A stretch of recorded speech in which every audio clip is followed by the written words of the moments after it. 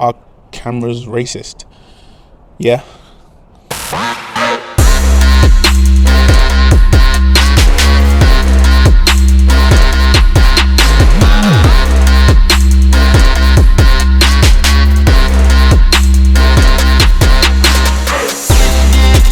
How you doing, people? I've got a bit of a list because of my retainers are inside. I've taken out the bottom one so I can talk a little bit more clearer.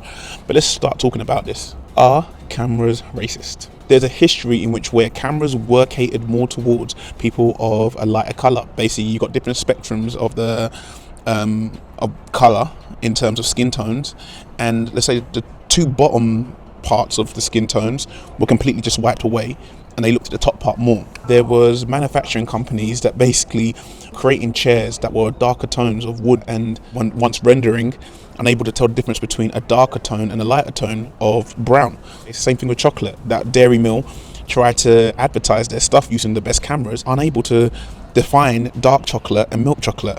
So it was money in the end is what made people think we've got to fix this job. Since then, we've had better technology and better sense of to define the dynamic range. Dynamic range is basically, well, a dynamic range of the spectrum of shadows and highlights. On one side you have the highlights, which is basically your whites, and then it goes all the way down to your shadows, which is basically your darks. So certain cameras can really highlight detail of your shadows and your highlights without it before it overexposing or the blacks crushing. You want to find the cameras that have the best dynamic range. What would you struggle? I don't get it, I'm just saying. Are you actually putting anything in it, or are you just standing there? It's going down. Are you sure? Yeah. You seem like it. How can it be going down? Going down. You can hear it going down.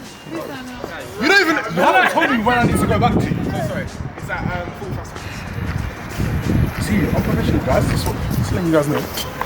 30 frames, take 5. 45 seconds? I don't think we're like that. So close-ups. Yeah, please. Okay. You've seen the brief, haven't you? Yeah. Close-ups? Was there? No, okay.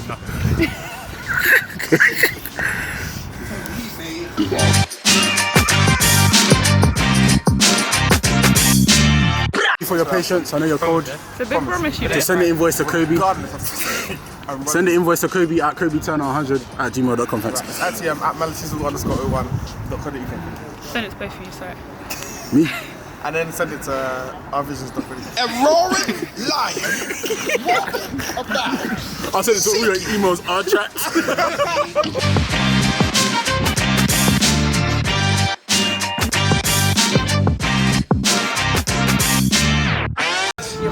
Boom!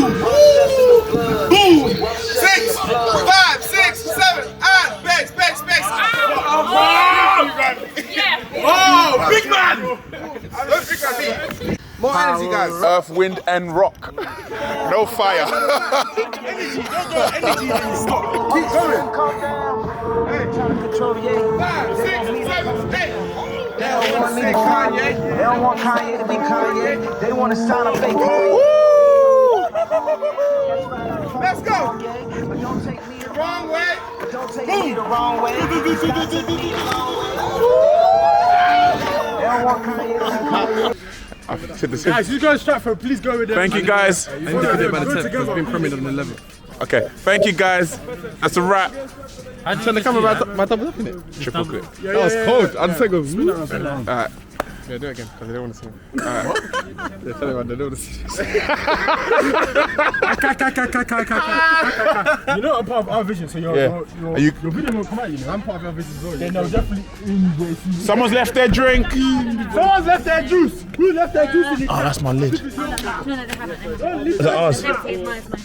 One of the first things you want to think about is when you're getting ready for a scene with different people from different spectrums of colour, is you want to think about, are they prepared? Little stupid things like, have they creamed their skin? Have you, I don't know, whether it's makeup or whether it's cocoa butter, and this goes for black, white, Asian, all of that. Like, you want the camera to have the best light reflection possible, and the last thing you want is uneven skin tones of dryness and stuff like that. You may think it's funny and you may be thinking, rah, really? It's true. You'll be surprised. Even clothing, what the person's wearing, so how they're wearing it and what they're wearing in certain places doesn't work for certain skin tones. So you've got to think about that when you're filming. You're going to want to film properly with the best possible background anyway, and you're going to want to have a great theme. So by wanting to have a great theme, you're also going to have to think about the clothes, when you already got to combat the skin tone. So think about how you're going to prepare for the scene and what people are wearing and all of that stuff. The next thing you want to think about is white balance and exposure balance, because that's the difference between making the skin look nice and brown and the skin looking nice and creamy. Do you understand? You don't want your white balance to be completely off, because that can literally also destroy skin tones straight away. So you got to think about that. Exposure is so important. As you saw yourself, too much exposure can literally bleach out the whole scene, and lack of exposure can literally make the whole scene look like a complete blacked out room.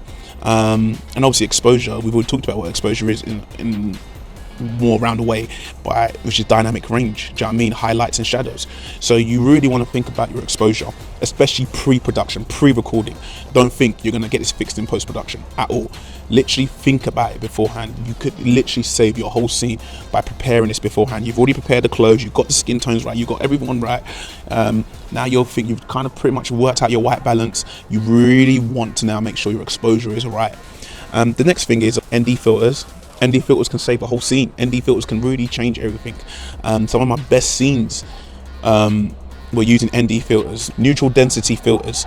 These they work in different stops. They can work in different variables, so you can have variable ranges of stops.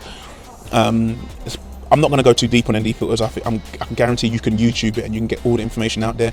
But think about using an ND filter. It diffuses everything. So which leads me to my next thing, which is lighting your scene with a diffuser. Like right now, I'm using the light, but then at the same time I'm using that light, I put a diffuser on it so it doesn't, so it softens my skin. Get some lighting, man. Get some lighting. Loads of people film, especially when it comes to black skin, and they don't think about lighting. Then you get that random shiny spot. Obviously I'm by myself, so this is very hard to try and light and get everything right. You normally have a team and directors and all that stuff, but the point is that think about lighting or where the lighting is coming from. And then accent lights. So like it could be a lamp light, it could be, I don't know, it could be some actual little lights that you hide in different areas to light up scenes, like floor lights and stuff like that. So accent lights really do well. Think about it also that due to your skin tones, certain color lights really work well. That's why you notice in all the music videos they always have like big tube lights on certain scenes, especially to do with people of color. Do you know what I mean? Because tube lights really pop out the browns. Do you know what I mean? And the reddish colors. So if you get the right skin tone, everything's working. But the idea is to kind of show you and expose to you that basically the beauty of trying to get skin tones perfect.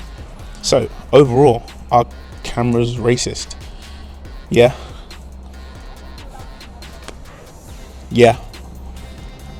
But this is where you come in. This is where we as the creators, as the artists, then work with that and make it better until they finally get a science that can find good middles of the highlights and the shadows. And there are some cameras already out there with the best sensors that you could ever think of, cinema cameras to DSLR cameras. I actually have one, which is an amazing, it's a low light beast, like which I could rave on all day. But again, if I don't think about all the other things I just mentioned before, it doesn't matter how good that camera is and how good the lens that goes with that camera, it can still look like crap. So I still have to think about it.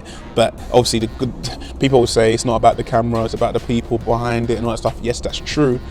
But when you got a good quality camera, it helps. It helps.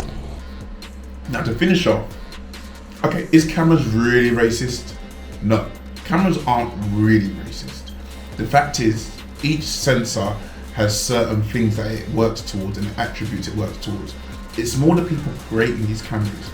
They're not necessarily thinking of people of darker skin. However, in the recent last 30 years more so, more people of color have been using cameras, and also due to the fact that more people are using people of color in movies. So are actual iPhones, cameras, DSLRs, are they actually racist? Not necessarily. They're just biased because they're going to work scientifically towards the attributes that they believe is more important.